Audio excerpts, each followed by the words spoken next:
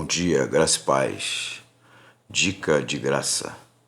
Mensagem para sua mente e coração, mensagem que nos ajuda a viver. Desafio de viver. Aprendendo a viver dia a dia. Eis o nosso desafio. E vamos começar pensando sobre a palavra. E uma vez lançada, a palavra voa irrevogável, como uma flecha. Cedo aprendemos a andar e a falar.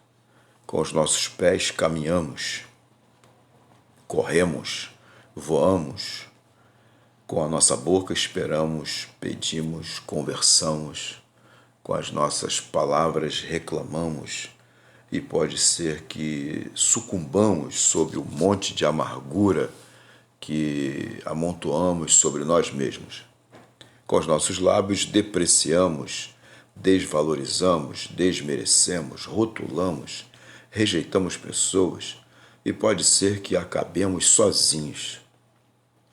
Com a nossa língua xingamos animais, os amigos, os inimigos, os próximos, os distantes, fazendo dela uma faca afiada, um fuzil de longo alcance, uma bomba que devasta corpos e almas. Com a nossa língua podemos agradecer ao outro o presente que nos deu, a amizade que nos uniu, a fé que nos comunicou, o livro que nos emprestou, a viagem que fez conosco. Com os nossos lábios podemos elogiar uma aula recebida, uma comida servida, uma atitude percebida, uma casa arrumada, uma unha pintada, uma paciência demonstrada. Com as nossas palavras podemos louvar o amor que nutre a felicidade, registrar a compaixão que torna verdadeiramente humana uma pessoa, exaltar a sinceridade que autentica os relacionamentos, valorizar a simplicidade dos que sabem que são iguais e assim vivem e convivem. Que a palavra de Cristo habite ricamente em vocês. Instruam e aconselhem-se mutuamente em toda sabedoria, louvando a Deus com salmos, hinos e cantos espirituais, com gratidão no coração, disse Paulo aos Colossenses. Vamos fazer a diferença, não só com as palavras. A justiça também é importante. Nesse aprendizado da vida, nessa dinâmica da vida, a justiça não admite reticência, disse Abílio Guerra Junqueira. Não nos surpreendamos quando ficarmos perplexos ao ver uma foto de uma criança que os pais assassinaram. Não nos achemos errados quando nos aborrecermos com a realidade de corpos em filas para serem enterrados, enquanto o futebol continua, o culto continua, a festa continua, como se nada estivesse acontecendo. Não nos julguemos sensíveis demais por chorarmos diante de imagens de mendigos queimados na rua, fugitivos famintos freados nas fronteiras, traficantes de drogas, armas e pessoas comandando cidades. Fiquemos tristes quando a crueldade pelo mundo afora não mais nos incomodar. Aí é de preocupar. Quando não tivermos palavras para descrever o que sentimos diante da maldade humana, não paremos de pedir a Deus para levantar homens e mulheres capazes de enfrentar os faraós.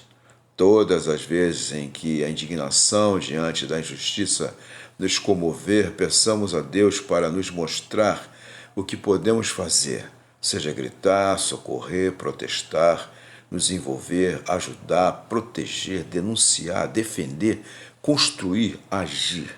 Ou seja, nos unirmos a Jesus, andando pelo caos, no meio do caos.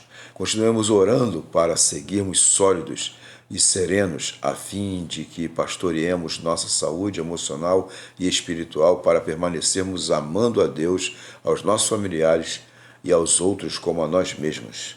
Por quê? Porque o Senhor Deus ama a justiça. Salmo 37, versículo 28.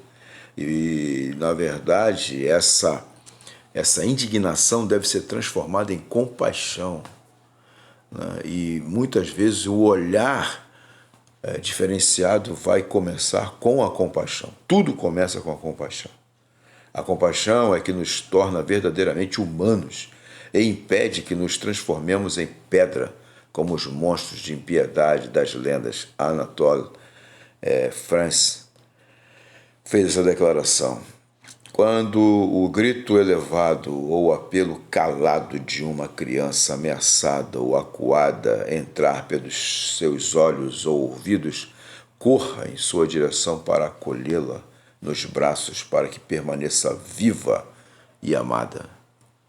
Quando escutar o pedido por socorro vindo de uma mulher vilipendiada, açoitada, diminuída, perseguida, não faça de conta que não é da sua conta. Se denunciar é o que você deve fazer. Se denunciar o que você deve fazer, denuncie. Se socorrer é o que você pode fazer, socorra. Se defender é o que a situação exige, defenda. Quando a fraqueza, a fome ou a ferida de um animal abandonado ou maltratado lhe tocar, pare, incline-se, alimente, cure, salve. Quando seus olhos marejarem com o sofrimento, não os enxugue, deixe que encharquem. Depois, mova-se para ajudar. Se lhe vier à mente o preço que vai pagar, o desconforto que vai experimentar ou a ingratidão que poderá ganhar, não permita que esses pensamentos impeçam você de cuidar. Quando você vir um órfão e sentir como ele, um imigrante e sofrer com ele, um injustiçado e se solidarizar com ele, saiba que o Espírito habita em você. O Espírito Santo está agindo em você. Quando seu coração se mover de profunda compaixão, não a recolha, não a abafe, porque você está vivendo como Jesus viveu. Vendo a viúva, o Senhor Jesus moveu-se de íntima compaixão por ela e disse: não chores. E a ação concreta, essa ação concreta, muitas vezes começa com um sonho. Se podemos sonhar, também podemos tornar nossos sonhos realidade. Em sono profundo, sonhamos. Sonhamos que finalmente trabalhávamos na empresa que sempre desejamos. Sonhamos que finalmente passeávamos pelo lugar que sempre povoou a nossa imaginação. Sonhamos que finalmente folheávamos o livro que a vida toda almejamos escrever e lançar. Sonhamos que finalmente nos casamos num lindo final de tarde com a paixão da adolescência. Sonhamos, acordamos. Qual o sentido do sonho, tão nítido da noite anterior? Se estamos realizados profissionalmente, conhecemos boa parte do mundo, publicamos alguns livros, estamos felizes em nosso casamento. Não nos perturbemos. Acordados, agradeçamos ao Deus eterno pelos projetos que Ele tornou verdadeiros em nossas experiências. Despertados, reconheçamos que alguns sonhos não aconteceram, mas outros se efetivaram, talvez diferentes, melhores até. Levantados, admitamos que muitos ideais não se tornaram reais, alguns por circunstâncias adversas, outros por falta de empenho da nossa parte.